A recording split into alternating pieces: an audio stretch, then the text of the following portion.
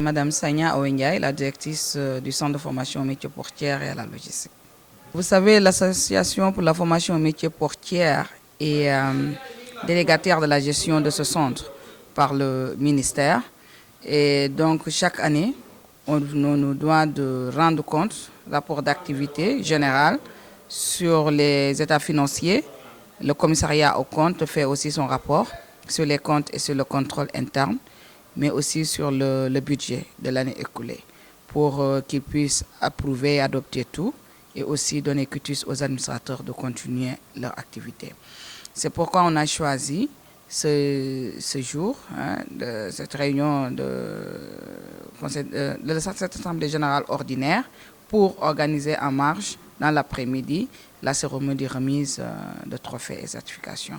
Parce que c'est une réunion où tous les acteurs, aussi bien publics et privés, seront présents, et il n'y a pas un autre moment plus solennel pour célébrer ces prix et certifications. Vous savez, ce besoin complémentaire d'équipement est un peu lié au projet de certificat de spécialité, qui est dans le projet FPEC, formation professionnelle pour l'employabilité et la compétitivité. Et dans ce cadre, pour fournir ces formations dont le secteur a besoin, il fallait avoir ces équipements complémentaires. C'est notamment la grue, les simulateurs de formation d'engins et aussi le bus de transport interurbain. C'est dans ce cadre que cette subvention, ce financement est arrivé.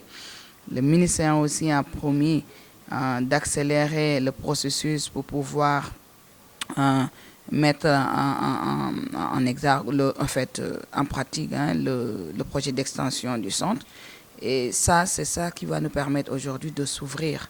Parce qu'actuellement, on ne peut prendre que 64 jeunes chaque année, avec une demande de 2500 à 3000 candidats.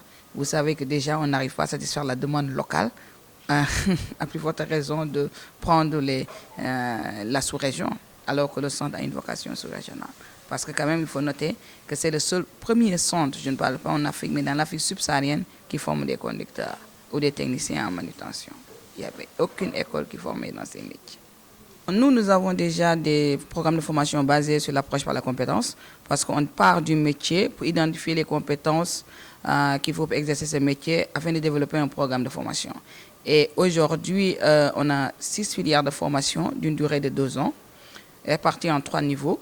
Donc les conducteurs d'engins ou routiers de marchandises, qui sont les niveau 5, les techniciens spécialisés en manutention, exploitation portière et exploitation transport, c'est le niveau 4, et les techniciens supérieurs spécialisés en méthode d'exploitation logistique et en organisation de transport international.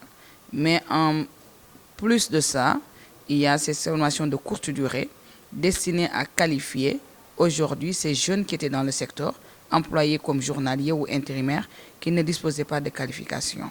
Et pour cela, nous avons déjà 5 certificats de spécialité, un certificat d'agent d'exploitation transit quai, de conducteur de chariot à fourche, de conducteur de grue, de conducteur de transport interurbain de voyageurs, notamment bus, et de grands routiers de marchandises, c'est-à-dire ceux qui conduisent les camions articulés.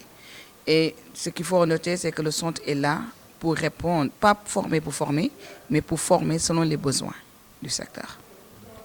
Non, ces reconnaissances aujourd'hui nous permettent de conforter ceux qui souhaiteraient envoyer les formations. Et beaucoup de gens qui viennent chez nous, ils se disent, au lieu d'aller en France ou ailleurs, en Europe, qui coûte excessivement cher, ils préfèrent envoyer leurs enfants dans un pays frère qui est le Sénégal. Donc aujourd'hui, c'est parce qu'il n'y avait rien pour que les gens se tournent vers l'Europe. S'ils trouvent ce besoin satisfait en Afrique même, pourquoi aller dehors ?